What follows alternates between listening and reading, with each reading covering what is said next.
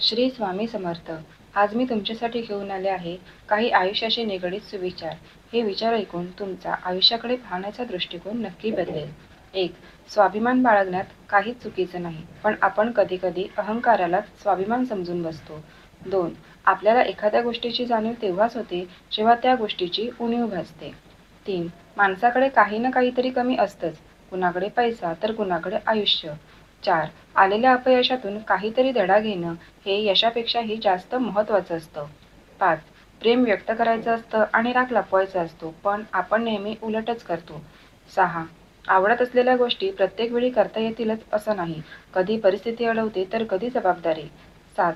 स्वतःच्या फायद्यासाठी अनेक जण आपल्या फांद्या तोडतील, पण तुटलेल्या जागेवरून नवीन पालवी घेऊन पुन्हा नव्याने बहरता यायला पाहिजे. 9. जोवर अनुभव घेता येत नाही तोवर नवीन गोष्टींचं आकर्षण आपल्याला असतं. लहानपणी पटकन मोठं व्हायचं असतं आणि मोठं झाल्यावर पुन्हा लहान व्हायची इच्छा होते. 11. बऱ्याचदा गोष्टी छोट्या असतात, पण त्या वेळी स्पष्ट न झाल्याने गैरसमज मात्र मोठे होतात. 12. आपण आपलं कोण, परकं कोण हवं संकटाच्या काळात समजतं, नाहीतर परतीच्या पाण्यात किनाऱ्यावर उभं राहून पाय भिजवणारे अनेक असतात. मित्रहो, अशाच नवनवीन व्हिडिओसाठी आपल्या सायली क्रिएशन या चॅनेलला नक्की सबस्क्राईब करा आणि तुम्हाला कोणता विचार आवडला ते कॉमेंटमध्ये नक्की सांगा. 13. स्पर्धा स्वतःच्या अपयशाशी करावी, दुसऱ्याच्या यशाशी नाही.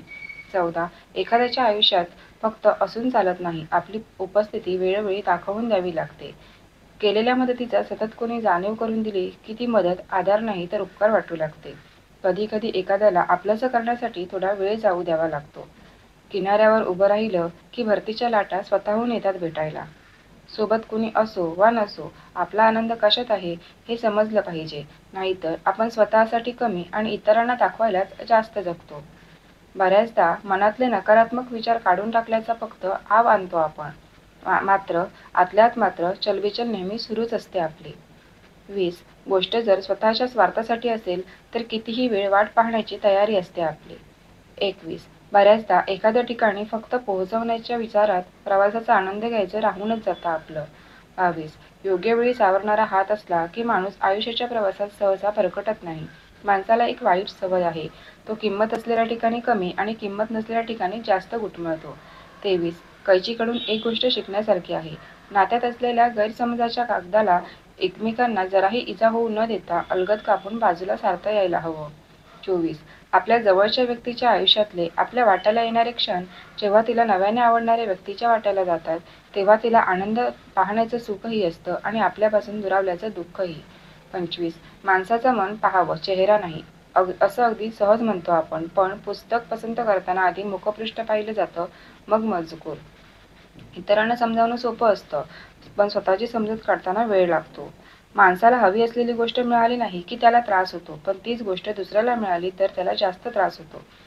आईच्या मायेच्या वटवृक्षाच्या सावलीत वाढताना त्या वटवृक्षाला आधार देणाऱ्या बापाच्या पारंब्यात दुर्लक्षितच राहतात बऱ्याचदा. माणूस नातं टिकवण्यासाठीची जबाबदारी घ्यायला कचरतो, पण जेव्हा हक्क गाजवायची वेळ येते तेव्हा तो सगळ्यात पुढे असतो. नातं म्हटलं की समजून घेणं आलंच, पण समजूतदारपणाचा केवळ एकाच बाजूने दाखवला जात असेल तर दुसरा बऱ्याचदा त्याचा गैरफायदाच घेतो. माणूस होकार पटकन देतो, पण नकार देण्याआधी सबबही जास्त देतो. दुसऱ्याचं मन राखण्यासाठी बऱ्याचदा स्वतःचं मन मारावं लागतं.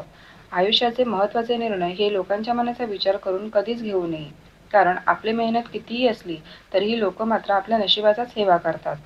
झालेल्या विश्वासघातासाठी इतरांना दोष देण्यात काहीच अर्थ नाही, कारण पहिली चूक ही आपल्याकडूनच झालेली असते, विश्वास ठेवण्याची. देणं सोपं असतं, पण आपण दिलेली आपलीच वस्तू परत मागताना प्रचंड दडपण येतं आपल्याला. राहायला हवं, कारण तळ्यात साचलेलं पाणी तसंच राहतं, जरा छोटा असला तरीही स्वतःचा मार्ग स्वतः शोधून काढतं. दरवेळी आपल्यातच काही कमी असेल असं नाही, कधीकधी समोरच्याच्या अपेक्षाही आवाजवी असू शकतात. परिस्थिती वाईट असली की माणूस नशिबाला दोष देऊन मोकळा होतो, पण चांगले दिवस आल्यावर तो नशिबाचे आभार कधीच मानत नाही. आपण आपली तुलना कुणाशी करतोय यावर आपलं मानसिक समाधान अवलंबून असतं. चंद्राची तुलना चांदण्याशी केली तर तो उठून दिसतो, सूर्यासमोर तो नेहमीच झोकाळलेला असतो. क्षण जगता यायला हवीत, आयुष्याचा भरवसा कुणी द्यावा? एखाद्याशी झालेला वाद त्याच क्षणी मिटायला हवा, न जाणो उद्या कदाचित आपण माफी मागू, पण माफ करण्यासाठी ती व्यक्तीच या जगात नसेल. समोरच्याच्या आयुष्यातलं आपलं स्थान ओळखता आलं की मग अपेक्षाभंगाचं दुःख सहसा होत नाही. कारण बऱ्याचदा स्वार्थ साधून झाल्यावर गरज संपते माणसाची. गैरसमज हे बाणगुळासारखे असतात. वेळेस मुळापासून उखडले नाही तर नात्याच्या वृक्षाचं सगळं जीवनरस शोषून घेतात.